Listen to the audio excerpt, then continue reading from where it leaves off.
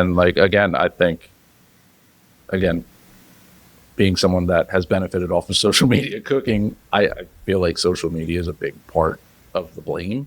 Hello, chefs. This is Chef's PSA, and I'm your host, Andre Natera.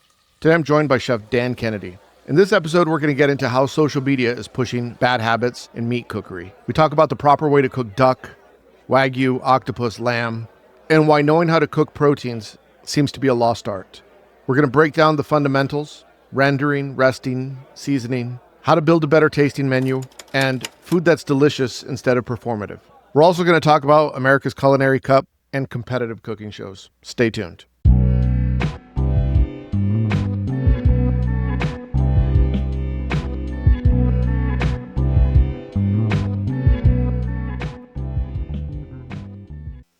Do you think, like when you're watching social media right now, like what do you think that we're doing right now incorrectly when it comes to culinary? Cooking proteins, like 99% of the time. And, you know, this is me after not cooking on social media for a very long time, but still, you know, watch it and take it in. But I think people just don't know how to cook proteins properly. And, you know, a big one that I see is duck. Like duck is like a protein that like I see cooked incorrectly, again, 99% of the time. Most of the duck that you see cooked that people are putting up on social media is undercooked. Trash. Tell us how you feel, Chef. Yeah. I take pride in meat cookery. It's, you know, majority of the kitchens I've worked in, like I've ended up on roast stations. And it's always funny, like talking to different cooks too, where they're like, oh, I work like saute and I work grill. And it's like, I've always worked in kitchens where it's like, there's garmager, hot apps, and entremetier, and poissonnier, and, you know, the meat station, the roast station. So I've always just looked at it like that. But I've usually always ended up on like the fish or the meat station. Mm-hmm. Which for people that don't know, that may have never worked in a kitchen like that, meat and fish is like, you're a motherfucker. You're a G. Yeah. You are like one of the best. Because in some kitchens too, like you have like a saucier who's separate. There's also, I know you and Ron talked about it. Saucier is fucking gangster. Fucking gangster in the kitchen. I've always worked in kitchens where like the fish and the meat station like take care of their own sauces. So it's like wrapped up all in one where you're like proteins and sauces. So like the roast cook is like the person you look at, you're like, that's the motherfucker. And usually they like end up being like a sous chef like right after that job. And for people that don't understand why that's the case, it's because they handle the most expensive center of the plate item. Absolutely. You can't vegetables. Okay, we can throw away an asparagus. You can throw away asparagus here and there, like stuff like that, where it's just like, hey, like, don't fuck it up. Come on, stop. But like proteins, it's like you fuck that shit up, and it's like there's a lot of accountability. There's a lot of accountability, and especially like once you start getting into like Wagyus and even ducks, like stuff that's like super expensive. So yeah, that's when you start working in like, as you like to call it, the tip of the spear kitchens. That's always the stations I wanted to like get to. So once you get to those, it's learning how to like, like butcher them properly and make sauce properly, but then like cooking it is like a whole nother thing. So if we're talking about duck, because I agree with you, most of the duck that I see is undercooked. And for people that don't know, that are listening, why is it undercooked? It's because it's really tough. It's very tough meat. It's very tough meat. And I think people look at proteins, it's like they cook it to like rare or medium rare, and it's like, oh, that looks so beautiful. It's like, cool, have you ever eaten a rare to medium rare duck? It's tough. Like, it's not broken down enough. And then majority of the time too, like the skin is not rendered properly. Right. And so I think people at this point like know, like you start duck in a cold pan, like no fat in it because there's enough fat in the skin itself. But like, again, like really understanding how to cook protein is controlling heat. And I think people don't learn that off of like a social media post, because it's like, again, I put a duck in a cold pan and you have on the Instagram 1 minute and 30 seconds to do it. So like all of a sudden you put and then it cuts to, I'm taking it out of the pan. So it's like putting it in the pan cold and low heat. Like people always think to like crank it up. It's like, duck takes time. Like a lot of stuff takes time. Mm-hmm. And so it's rendering it out slowly. And the way I like to do it is like when the fat starts to like render out, like dumping it out, like taking the duck out of the pan, wiping it out, trying to cool it down a little bit. Because once you start getting those fats rendered out, like, and they heat up, then it's just frying the skin. And then again, you're not like rendering it out fully. So rendering the skin properly is like first step. And majority. Do you like to dry age your duck? I do. Bit? Yeah, I do. Dry the skin out a little bit. Yeah, it tends to just make it easier to like render. A nice trick if you don't have time to dry age your duck is get a heat gun, and you just sit there with a heat gun. Yeah, you should use a blow dryer. Exactly. Yeah. Same. And it's just like slowly starts rendering it out and drying that skin out. Just makes your job a hell of a lot easier. And then, I mean, honestly, with duck, like I cook it majority of the way on the skin, and then give it a quick base. I also like to cook it, like age it on the cage, and then cook it on the cage. It just gives it like a bit more funk, and like it gives you a little more wiggle room cooking it. That's the way when we had duck in Garrison. That's the way we do. We age it. Yep. We had a little aging cooler, and then give a little smoke to it. Yeah. And then we Rationale, right? Shout out to Rationale, my sponsor. Kitchens are brutal right now. Everyone knows it.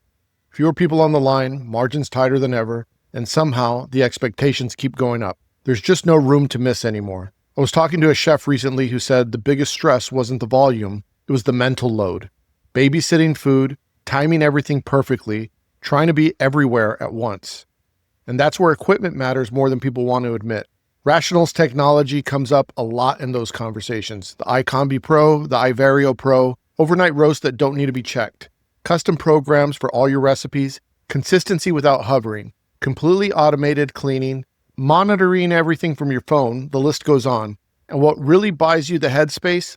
Less standing over pans and more time to lead the kitchen instead of constantly putting out tiny fires. When you're down to cook, when the prep list is rough, when the production ramps up, think Rational. But we we had a program, right? It was perfect every time. Let it rest, and then flash it, slice it. It was perfect. Yeah. Yeah. But that's a big thing too. Is I think everyone at this point knows to rest proteins. You think, but it's duck takes so much longer. Like you need to rest duck so much longer than you think you need to. So. Yeah, again, you think people know how to rest proteins, but then it's just like, just let it chill. Like, and like majority of the restaurants, like you'll see people like, if there's duck on the menu, like you're rendering those skin out before service, and you're like doing that whole process like before guests even like come into the restaurant, because it takes time, and then it gives you more time to rest and like all that kind of stuff. I'm gonna confess something. I used to tell my chefs for Instagram, undercook it. For the restaurant, cook it a little bit. Oh, yeah. For sure. If you're taking a photo, undercook it a little bit, because it's going to look better. It's going to look better. Yeah, exactly. Yeah. It looks better for sure, but does it eat better? No, it does not. Exactly. It does not. Exactly. And it's not even just duck. Like it's a lot of proteins. Yeah. Like lamb is another one. People tend to cook that. You know what else? Octopus. Most of the octopus I see on these art of plating websites, the fucking octopus I know is tough as hell. I could see it. Actually, I don't cook octopus or eat octopus anymore. No? Ever since like the whole like documentary came out. Oh, the guy that I never saw it. Yeah, I haven't seen it, and I'm like saying I don't eat it after. But like just learning how like intelligent of creatures they are, and it's like super not sustainable. I don't know. It's not sustainable to eat an octopus? Mm-mm. Why?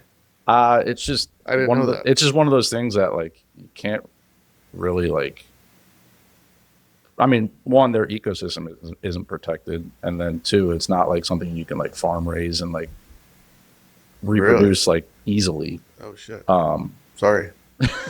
It's coming off the menu ASAP.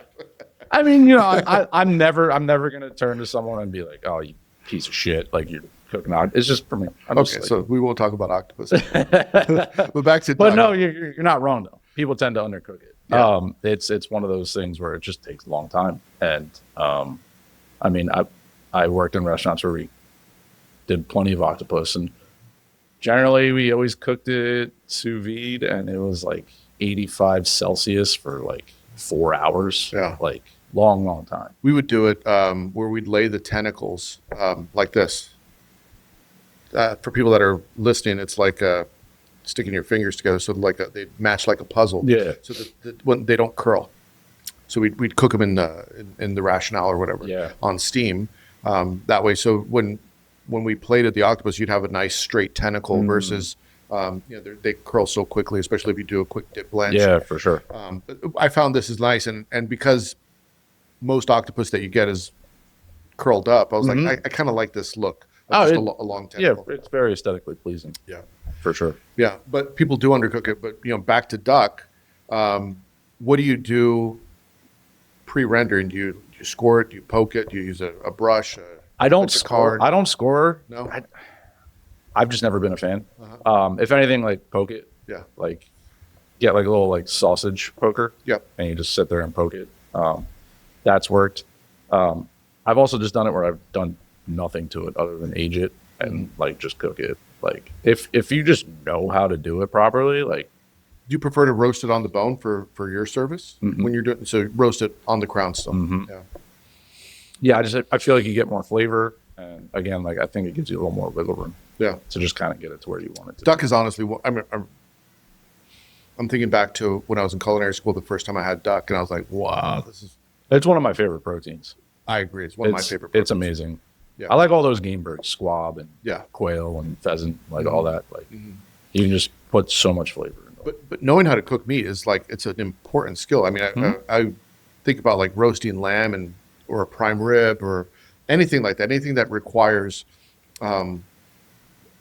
interaction with the meat through stages, through the temping of it, bring it up to room temp before you roast it if you can, to cooking it in an oven that's not too hot. So you have that end-to-end medium that you're looking for, the rosé, and then letting it rest, seasoning it, slicing it. And then after you slice it, what do you do?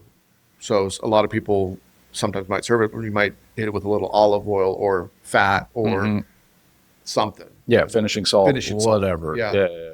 Yeah, I think a lot of people, first of all, they don't know how to cook meat, like you were saying, and then they don't know those other steps post cooking the meat. Exactly. Yeah. Exactly. Yeah. It's a lot of times just things you just learn in restaurants. Yeah. And like I think being someone that has benefited off of social media cooking, I feel like social media is a big part of the blame. I don't want to say it's all the blame, but it's just people see stuff and they're like, oh my God, that looks like you're saying. It's like for the photos, undercook it a little bit because it looks good. Yeah. And then all of a sudden people eat it and they're like, what the fuck is this? Yeah. Yeah. What's your take on cooking meat? Beef protein, like A5 or anything like that?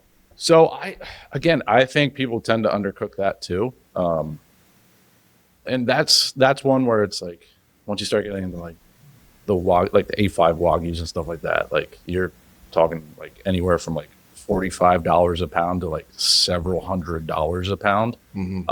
So I think people are like just legitimately scared. Like they're just like, oh my God, this is so expensive. I can't overcook this, which is fair.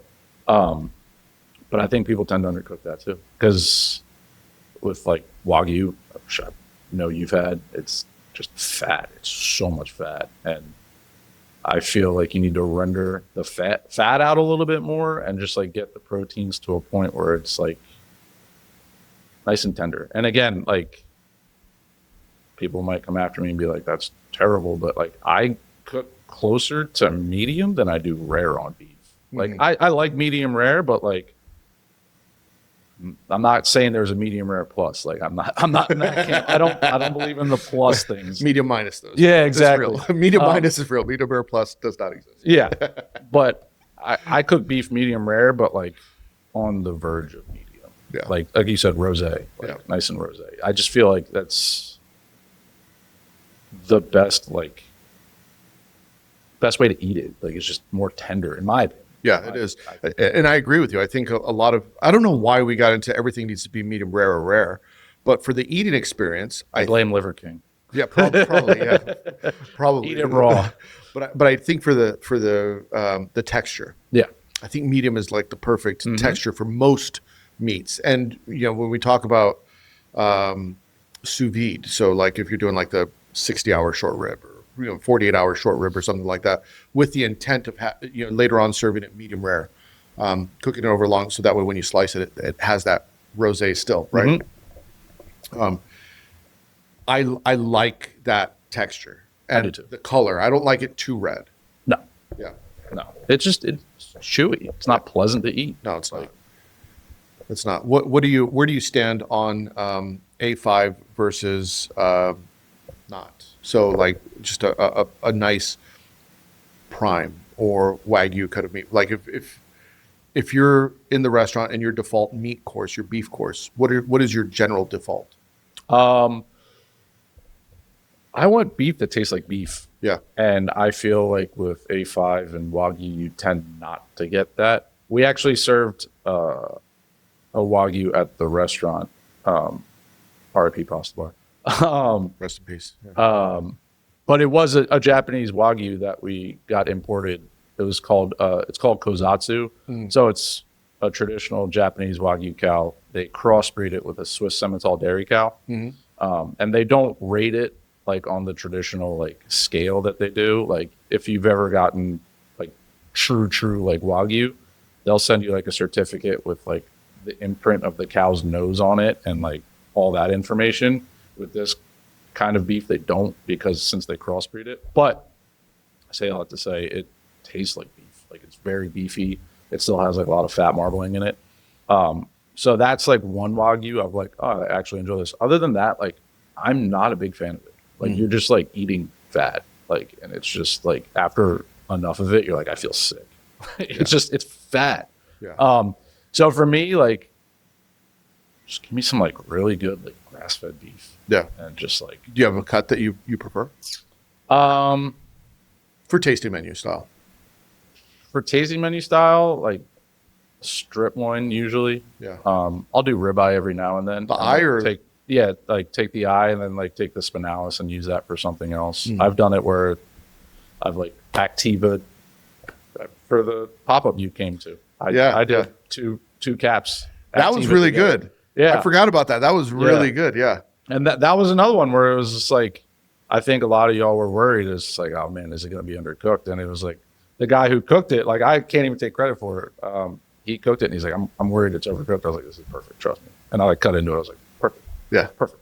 But yeah, going back, I like strip and then like ribeye cap. It's just like pretty. And then again, repurposing like the spinalis or anything like that. One piece of meat that I hate to say I haven't cooked a ton was the picanha. I've never really messed with that. People who have cooked it, they're like, it's so cool once you know how to cook it. Yeah. I've never. There's a bit of a learning curve there. That's what I've heard. Yeah, like it's tricky. I cooked it for an event and it was perfect. Yeah. And then I thought, okay, it goes really unperfect if it's under. Yeah. Like almost like duck. Yeah. Right. It's almost like, it's almost inedible if it's rare. Hanger steak's another one. Hanger steak's another great example. Yeah. And understanding that each one has a different a different way to serve it. Like there's this moment where it's like that is the perfect cuisson on it. Yeah.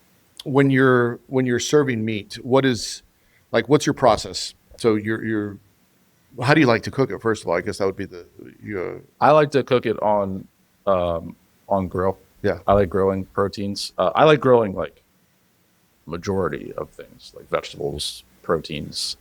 If I can put it on the grill, I'm probably going to put it on the grill. Yeah. You have a specific type? I mean, I like the bichotan. It burns super hot and it burns almost smokeless. I also like cooking over like embers of like wood. And I know there's an argument for people who it's just like it's a waste of time. You're sitting there with like that little fan, and I don't think fans are like. Don't get me wrong. I definitely like see the people with the fan in their back pocket. I've had cooks like come in and they put it there. I'm like, get that out of your. That's stupid. Get it the fuck out of your apron. But I feel like if you just know how to control like the flame and the heat, you don't really need that. Like you do see people sitting there like nonstop, and it's like learn to control it, learn how to like move it around. It's a living and breathing thing. Like fire is a living thing. It needs oxygen to breathe and live. So as long as you know how to like move it around and rotate and like get the soot out of there that wants to like absolutely smother it. I don't know how to cook that way, but And then from there, what's your process after? Do you have like a typical standard method? Is a rest? What's your rest ratio if you have one, or do you just intuitively know? Like when you're teaching cooks to cook meat, what is when you tell them, we're training you, this is what you do, you've got it cooked, you control the fire, it's perfectly cooked, where do you go next?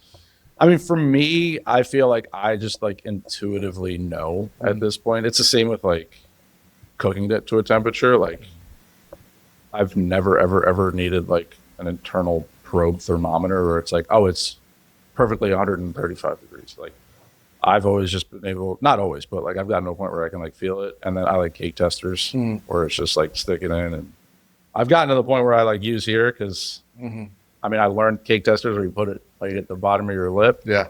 But then people see that and they're like, it's gross. It's Yeah. like, all right, that's fair. So like I tend to put it like right here because it's sensitive there as well. Not quite as sensitive here, but and then resting, I don't know. I feel like I've gotten to like maybe like 20% of the cook time. Like if it takes you like 20 to 25 minutes to like cook something, like rest it for like at least 5 minutes, 5 to 10 minutes.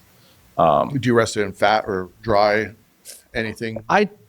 It depends on the restaurant. So like, again, at Pasta Bar, like space was very, very limited there.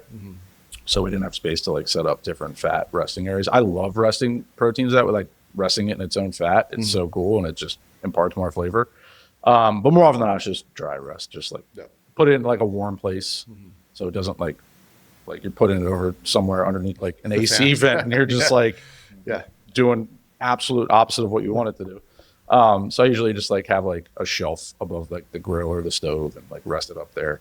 And then so once it's like ready to like go to the plate, it's like, okay, flash it in the oven for a second, just like get a little more heat on it, slice, send it up. I always like to send it up on like a C-fold. So like if anything drips off, like brushing it, like some fat's always nice.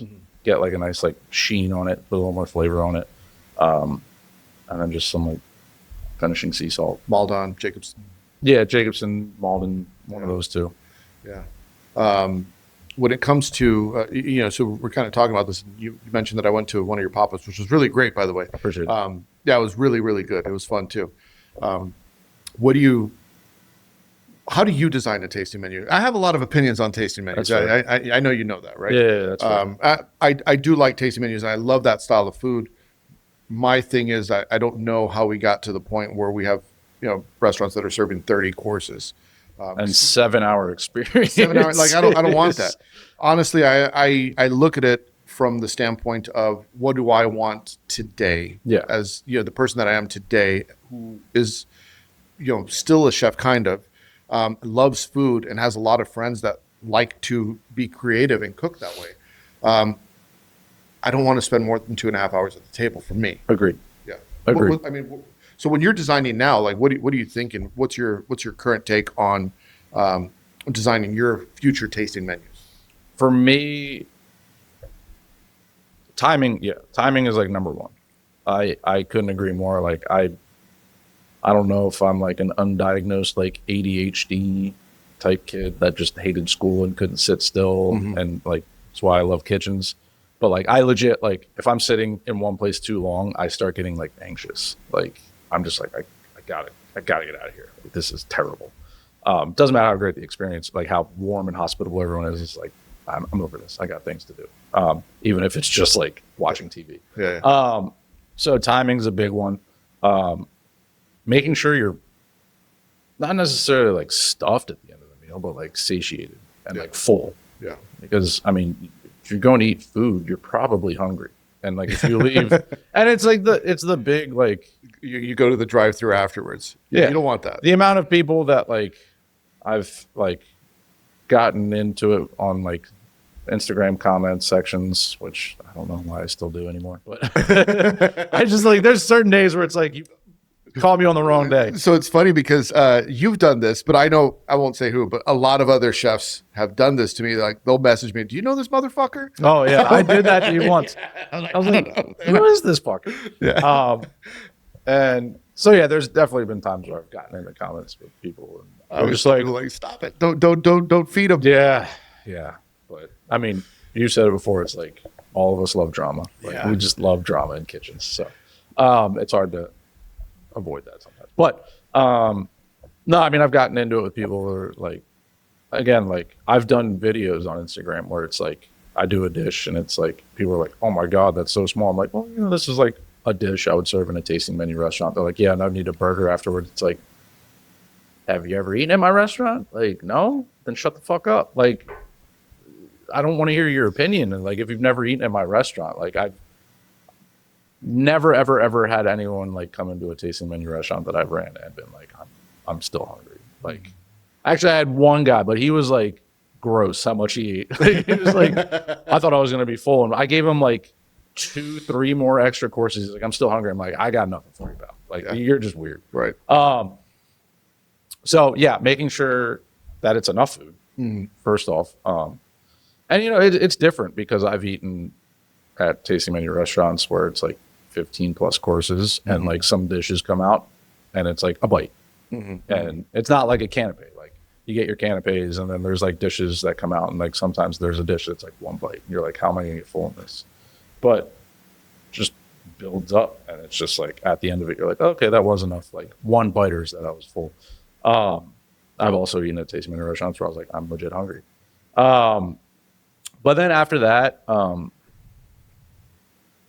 I don't necessarily feel like I'm telling a story with my food. I know there's like definitely chefs out there that their restaurants and their tasting menus are like built off of like, I'm telling you a story. I think Dominique Cren's like a perfect example at Atelier Cren. Like I've never eaten there, but people who have eaten there told me it's just like the menu's like a poem and like she's got like a story to tell about her childhood and stuff like that. I didn't grow up in France. I didn't grow up in like some cool, like, I don't know. I'm like just a normal, weird white guy. Like I don't really have like some cool like story to tell, but I like to cook food that I've just eaten and learned from other people like in my 20-year career. And I just like to take people on like a journey rather than like a story. If you eat at one of my restaurants, some people like hate it. They're like, there was like nothing that tied it together. Like it was just like, we went from like Japan to Thailand to France to the Middle East. Like, and it's just like, what the hell? But some people are like, wow, I just like went on a journey. And like, it was really cool. When I ate your tasting menu, I thought it was exceptional. Thank you. And I think, I mean, this is just me, but hopefully when I say it, it'll be more than just me. Cause I know a lot of people feel like this, like I sometimes want less story, more delicious. Like I want it to taste good more than I care about the story. To be honest with you, that's like, kind of where I'm at. And your food was that. Like your food was like here's the I don't remember. It was like maybe it was tuna with Fruit Loops. It wasn't Fruit Oops, but they looked like little. All the pickled vegetables. Yeah, I was like that was a fucking banger. Yeah. It was good. And the caramel that you made on another dessert course also is like it's like I want that. I want to try the food and be like that's fucking good. Yeah. More than I like oh that's okay, but that's a good story. Yeah. I give a fuck about the story. And I don't not really. No, I don't want to knock anyone. Yeah, I don't want to knock anyone who's like, I have a story to tell. Like, I think that's cool. I think it's cool when people have. I just don't. I don't. I'm like, I just want to. And then that's when it segues into like delicious food. Yeah, like, sir. Make it delicious. Your story tastes like shit. Great story though. Great story, but your duck was undercooked. Yeah. But no, like, and then like that's like creating a tasting menu. Like the last and probably the most important part is just making it delicious. Right. Like I think a lot of chefs, myself included, like always got wrapped up in like, oh, it'd be so cool to do this dish and like the technique behind it and like all that. It's like, cool, is it delicious? No, then get it the fuck off the menu. Right. Like, and I think if someone can do a 30-course tasting menu where everything is delicious, more power to them. And like, I'm like, that's fucking impressive. Yeah. But for me, it's like, I like the realm of like 5 to 9 courses because it's easier to make 5 to 9 courses all delicious. Right. Once you start getting into like 12, 15, it's like you're probably going to throw some things in there, and it's like I know you've eaten meals, I've eaten meals where it's like I don't really remember everything. Like there were some bites that were like it's good. Yeah. Technique was fine, everything was cooked properly, but it's just like didn't fucking resonate with me. Yeah, it's almost like it's unnecessary vanity. Exactly. Yeah. And I mean, we're all guilty of it, chefs. I'm super guilty of it. Like, all of us. Yeah. It's All just of us. like, I mean, when you start cooking at this level, like you'd be lying if you didn't say it was not ego driven. Yeah. Like it's 100% ego driven cooking. But it's learning to like, when you realize that like, oh shit, my ego is getting a little too involved. Yeah. And like, I just need to like take a step back or like calm it down a little bit. It's definitely expressive. Yeah. It's definitely expressive, but there could be a point where it's expressive to the point of detriment. Yeah, absolutely. Absolutely. Yeah. When you're structuring your tasting menus for people that are listening, how do you typically begin? Do you have a methodology like, okay, we want to start cold and then we're building to maybe it's spice levels, or what are some of the things that you're thinking about when you're building your tasting menu? So I always start with canapes. Uh-huh. I just, it's a nice fun way to start the meal. One of the ones I do is the taco. Yep. Like, Delicious. I remember I said it, and I've said it on like social media and stuff that I've done recently, where I'll say it again. Like I never thought I was going to have like a signature thing. Yeah. And I said it at the pop-up. I was like, this is turning into that. I remember you were like pretty bold, like pretty bold for you to say that. Better be fucking delicious. Yeah. And I stand behind it. Like it's one of those, it's a fun bite. And it's fucking delicious. Thank you. Yeah. So like that's one, it's like, it's never going to leave. So for people that don't know that bite, what is it? So it's a tiny little taco. It's not traditional. The taco shell itself is super not traditional. It's just a tuile. So I make, restaurant's closed. I make a tuile batter out of dried cilantro and then another one out of roasted chilies. And then there's like a super cool taco mold that got from Mold Brothers. Shout out Mold Brothers. And it's just layering it. So we put like the green batter down and then the red batter. So then when it's done cooking and like shaping and all that, you see like a green and a red. So like you look at it like, oh, this is cool. And then filled with, for the pop-up, I think I did grilled beef. Yeah, I think so. I jump back and forth from like grilled pork to grilled beef.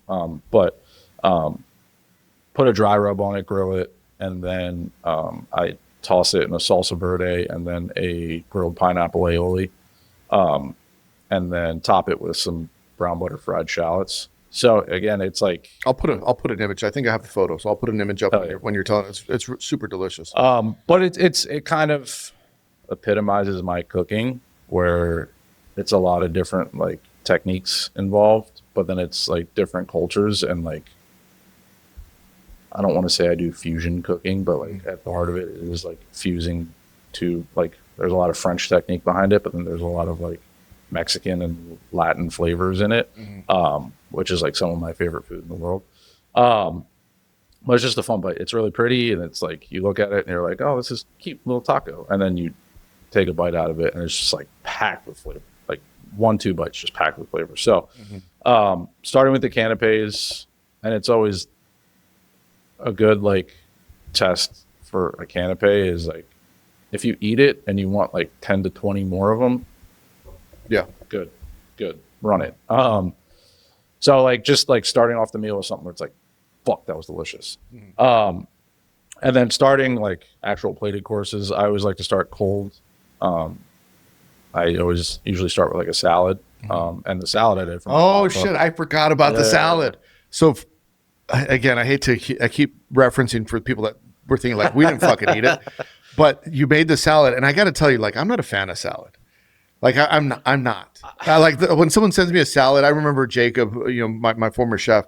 As soon as he got free, the first thing he'd put on social media was a salad. I remember calling him like, "You're gonna fucking start creating content, and the first thing you do is a salad." Like I started talking shit to him. But your salad, I remember I was so mad when I got it, but it was so fucking good. I was like, that was actually one of the best courses was that salad. And I did not want to like have the sunchokes on it. Fucking banger. The dressing, it was great. Yeah.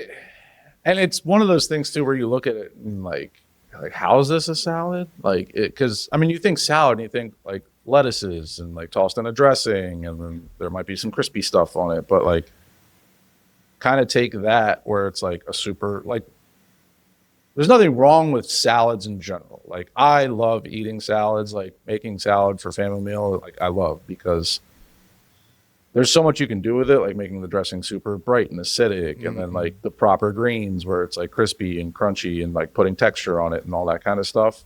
Like when I go to like certain restaurants, I'm like, oh yeah, I'll order like a really good Caesar salad, my jam. Yeah. But like going to a tasting menu, and if you're like a salad, you're like, why the fuck are you giving me a salad? So it was like, how do you do something that's just like different textures, different techniques, different cooking styles. So with that one, it was like, all right, we're going to grill things, we're going to ferment things, we're going to pickle things, we're going to fry things. There's a crumble, like it's just like so many different things and like textures and flavors. And then like, yeah, any good salad is like a great dressing. And what was the dressing on that one? So it was Granny Smith apples. That's right. Juiced Granny Smith apples. And then we make an oil out of basil, tarragon, and dill, and then just like emulsify that. Yeah. This is bright with green. Like, with an apple vinegar that we made. So it's just like apple and herbs, and it's like super bright and like all that. Super delicious. Thank you. Thank you. So yeah, starting with a salad, and then more often than not, like I feel like I have like an outline for like tasting menus where it's like cool salad, then crudo course.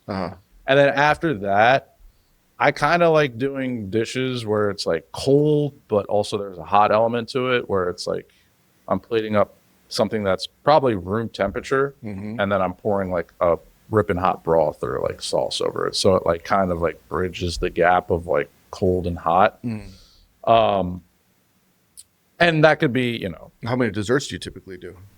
Two. Like a pre-dessert. Yeah. Pre-dessert, and I don't like the first dessert being called like a palate cleanser, but like the pre-dessert, I always like being like brighter, like acidity involved and all that, and then like the last dessert is usually like chocolate or caramel, or something more decadent. Like, holy shit, this is rich. Yeah, and it was good. It was good. When I think about tasting menus, and we going back to, they're a little bit out of control sometimes. Yeah. But you look at some restaurants that are doing it. Like I think EMP right now has a 5-course. I don't know how many La Bernardin does, but I don't think they're 30. I know Providence in LA does like a 5-course and like a 7-course or a 9-course, 8-course, something like that. And I came across a Trotter's menu, who really, between Trotter's and French Laundry, they were the two restaurants that really started bringing the tasting menu to the U.S. And I came across an old Trotter's menu that was a la carte. I've come across a French Laundry menu, which I'm not sure if this is a one-off or if this is how they started. I need to verify. That was a la carte. And it made me start thinking. So I was like, man, when did tasting menus really become in vogue? And so I went back in my own mind to my first job in a fine dining restaurant when I was 19 years old, and I was a saute cook. And the fine dining aspect of it was very different because it was a la carte. But we would do certain things tableside. So back then it was like the steak Diane or the crepe Suzette. I'm trying to think what else we did. We did Caesar salad tableside. Like it was a lot of these things. And the reason a lot of that was done was to take pressure off the kitchen. So the service team had to pick up the steak in the dining room and flambe it, and do there was a little bit of the show. Sole tableside, Correct. all that kind of stuff. Correct. The Sole or Sole Veronique with the grapes, whatever. And so I was thinking about that. I was like, we used to, this is crazy because I haven't thought about this until the other day. We used to have, for every guest that would come in, they would be served an ice sculpture, a swan ice sculpture with a sorbet in it, right? Okay, yeah. That was the sorbet course. Yeah. It wasn't like giant. It was like a small little. And we had a mold, right? Oh, okay. We had a mold of ice of a swan, and every swan had raspberry sorbet or mango sorbet or passion fruit, whatever. And I was like, okay. And then, of course, at the end, we had the bonbons and the mignardises that would come. And at the beginning, we had the amuse-bouche. But everything else was a la carte. So they'd come in, they'd order their 3-course. There'd be some tableside. There'd be the sorbet course that they didn't know they were getting. It was the compliments of the chef. They'd get the amuse-bouche, compliments of the chef. They'd get the mignardises at the end, compliments of the chef. So you have this 5-6 course tasting menu, but you ordered a la carte. Yeah. The other things we were going to send out, you didn't know. You didn't know about it. And at a certain point, I was like, okay. So then as I started remembering that, I realized there was a lot more restaurants like that than just the one that I worked at.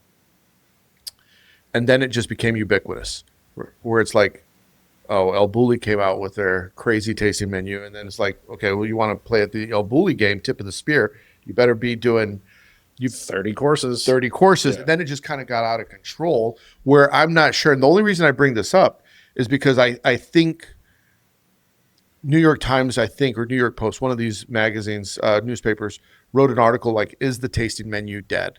It's like, I don't think it's dead. It's not. It's not dead. It's not. But I do think that I think this iteration of it is dead. That's what I was saying. I think I it couldn't needs to be agree with rethought. that. I couldn't agree with that more. Yeah. We need to rethink the tasting menu, but it's not dead. It's not dead. Yeah. It's not dead. People still want to eat like that. But again, like, I think people don't want to sit in a seat for more than 2.5 hours. I think 2.5 hours is like that sweet spot. Yeah. Like, you'll get people that like don't mind like 3 hours, and like, I mean, we've had people sit at the restaurant for like 5 hours, and it's like, yeah, what the fuck are you doing? But you can't build a restaurant for that person. No, you got you get outliers for sure, but like, that's the thing is, like, I like to cook tasting menu. Like, that's the style of cooking I like to do. But do the masses want to eat like that? Right. Like, do the masses want to eat in that form, in that fashion? And, majority of them probably not. Mm-hmm. I mean, you get a lot of people that, I saw a lot of people like commenting about it, like with Pasta Bar closing. Everyone's like, good riddance. We don't need restaurants like that in Austin. It's like, cool. You probably were never going to eat here anyway, but like, there was a lot of people that didn't think that. Yeah. The people who came in were like, this is awesome. Like, you guys are amazing. Like, what you're doing. So, again, it's like, Reddit and Instagram where people are just like, go to hate. I cannot stand people that celebrate a business closing.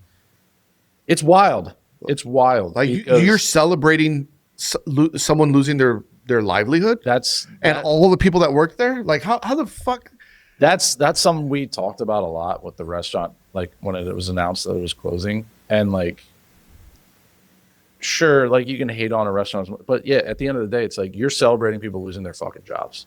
Like, you know that, right? Like, it's like, do I like celebrate when like a tech company closes? Because it's like, oh yeah, fuck like the CEO, but it's like, how many thousands of people are losing their jobs? Right, it's right. Like, why are you like, just because you probably never even eaten at the restaurant, just because you didn't like the style of service we were doing, or like the players involved or whatever. Square recently, so Square laid off, I think, half their staff. Jesus. Did you read that? No. So Square is Jack Dorsey, who used to own Twitter before, has Square, and he put out a press release that said, we're company's doing fine, but we basically found a way to operate more efficiently. And I'm paraphrasing, but basically it's implied like we have AI now. We have AI. Yeah. So we could lay off about 50% of our staff. It's like, am I going to celebrate that? No. Like that. Why would we celebrate that? It's crazy to me to think that. And it's I don't support that, celebrating the difficulty of other people from the sidelines. Yeah. It's weird, but it's also just like fucking hater culture is a real human nature, hater culture for some reason. I saw something today when I was coming in. It was a good way to get a good segue into social media. I saw something when I was, before I came into the podcast. This girl, and she was, I don't want to fully explain the video because I'm not trying to pick on her, but it was like the cringiest fucking video I've ever seen.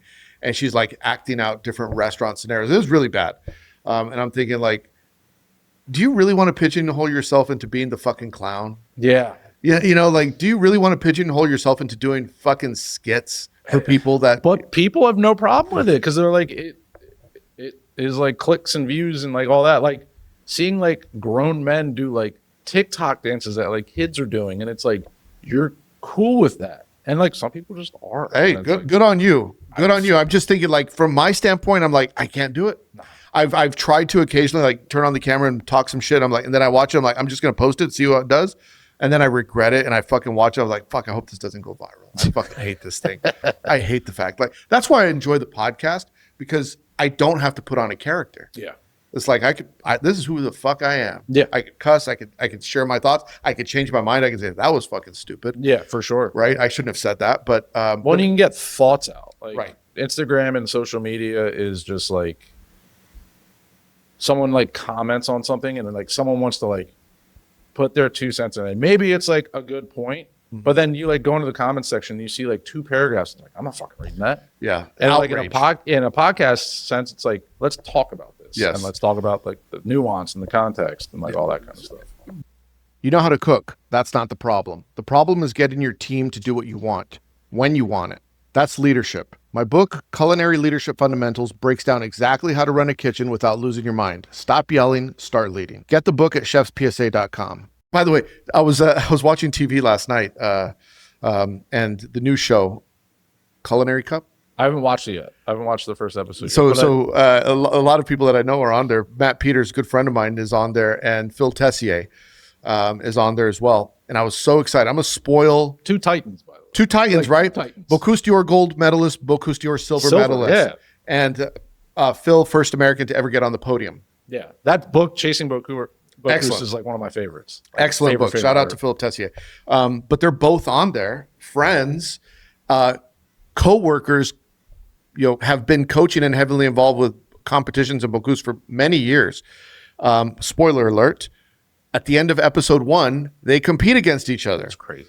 And Matt Peters wins. They're the competition like beef stroganoff. So Matt does like some agnolotti. I don't remember what they were stuffed with, but like a sauce and some meat sliced up. Where Phil Tessier does a very intricate pasta wrapped around some protein with like a beautiful vase of sauce, and it's like very Bocuse style. Yeah. Right. Matt ends up winning, split decision, right, between Michael Cimarusti and Wiley Dufresne. I think Padma has to be the tiebreaker. And so I'm looking at that and I'm like, this is fucking bananas. First of all, it's competition for Top Chef, right? Yeah. For the new number $1 million prize, which you should go on that show. I mean, $1 million prize. $1 million prize. I knew a lot of people that they were talking to, and I was like, should you do it? Like, fuck yeah, do it. It's $1 million prize. For $1 million, yeah. For $1 million, yeah. And the competition is solid, right? Yeah, that's the thing is they don't get like, you can say what you want about like the Top Chef competition. It's just been on for so long that it's like, okay, like you're starting to get. There's some sharks and goldfish. Exactly. I mean, there's some seasons where it's like, holy shit, these are top tier. But like this, like first season of it, it's like all great whites in the fucking pool. Yeah. And episode 1, they fucking close it with Matt beating Phil Tessier. And I'm like, that's the finale. Yeah. Why would you do that on episode 1? That's the finale. But I also see it like maybe to get people watching it. It's get people talking about it. It's like that this happens. Game of Thrones effect where it's like Ned Stark gets killed at the beginning of season 1. You're like, that's the main character. Like, what are you doing? Right. And it's just like that, like, holy shit, y'all did that. Like you had one of the best chefs, if not like the best chef on the competition, like gone. Yeah. Episode 1. And it's usually like episode 1 is like the person you're like, that person doesn't belong here. Get him out of here. Get that person out of here. Right. But like, yeah, I was blown away. I was like, fuck, call me Culinary Cup. I'll tell you. Hit me up. Yeah. I'll tell you what not to do next time. Like save that for, I mean, honestly, no disrespect to that. I have no idea how this is going to play out. Everyone's talented on that show, but I thought like, oh, that might be the finale. That you could be wasting your finale on episode 1, but maybe they did it just to.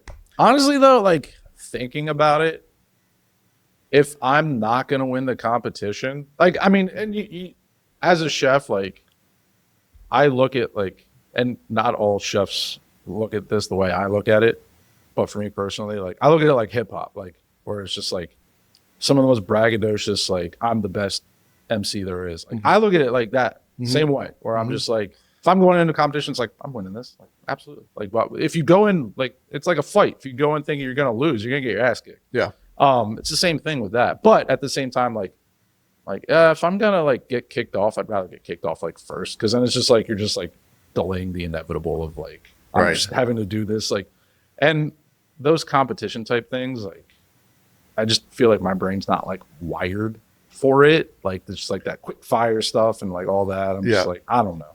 But, Yeah. Well, but $1 million, $1 million. I mean, hit me up. shit, it's a good chunk of change. I thought the show was good. Actually, before we wrap up, you see this hat here? I like that. I like So that. That's clean. This is for people that don't know, this is the Dan Kennedy inspired chef hat. Oh yeah. So when we did the first episode of Chef's PSA, you came in with the Phillies hat. Yeah, red one. Philly red with the P on it. With the P on it. It definitely gives that vibe. And so when I'm designing stuff for the Chef's PSA store, I was like, man, I want to do something. I want a new chef hat. You design all that? I design everything. No. I do 100%. So everything that you see on social media, like the podcast, obviously is me. Yeah. I'm getting my thoughts out. But a lot of the daily quotes, that's me brainstorming for the podcast or things or advice that I want to give. So those are gems, by the way. Thank you. But I'm thinking about it. Like I'm sitting in front of the computer, like, what do I want to talk about today? And I'll like think of scenarios like this, or it's a response to a conversation that I've had recently. The comics, a lot of times I'm just like, I think this is funny. For people that don't know, I could be a lot funnier, but I don't think people could take jokes.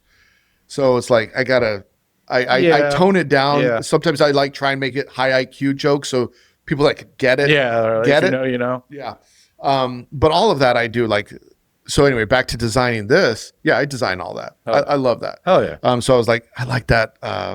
Philly hat. It's a different creative outlet. It's a different, since I don't get the culinary creative outlet anymore, this is my creative outlet. Nice. It's a podcast and all the different businesses that are associated with Chef's PSA, which are, obviously the store, the book. So I get to write, I get to publish, I get to design book covers. I think I just gave you one of my books. Yeah. I learned like how important the book cover and title is to the sales of the book, because I just wanted to design book covers of things that like, I like this. Yeah. I've learned don't do that anymore. Like, so there's a business aspect to it that as I learned, but so I do all of that. Like it's my creative outlet. Nice. So that with this hat, it's like I like the P, so like I'll just do a big C with the chef in it. And I was like, the first hat I designed was this red one, and then I was like, I'm gonna do multiple colors, so I have it like in black and blue and white. I think I saw the white one. Yeah, out in yeah. the wild. Yeah. I was like, I like it, so I was like, okay, I like this. But yeah, everything. I mean, the shirt, the sous chef, so it says everything passes here, sous chef.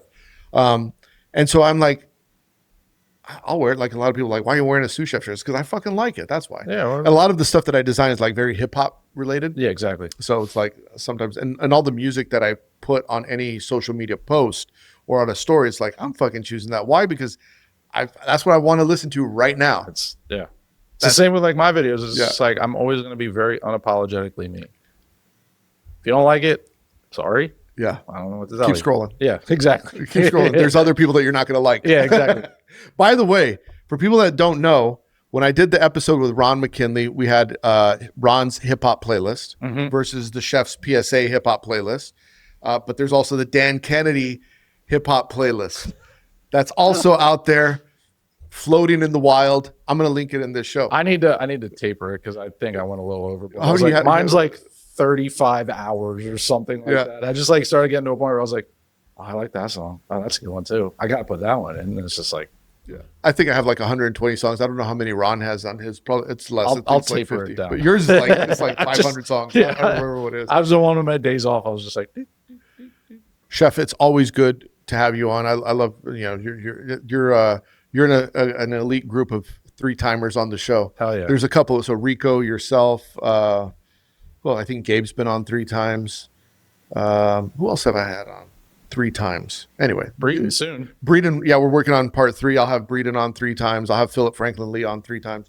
Yeah, but anyway, you're the official. Hell yeah. You're in the official 3-peat. Awesome. Yeah, the triple crown. Honored. Where can people find you if people want to follow along, if they want to try your food, if they want to learn how to cook like you? Hell yeah.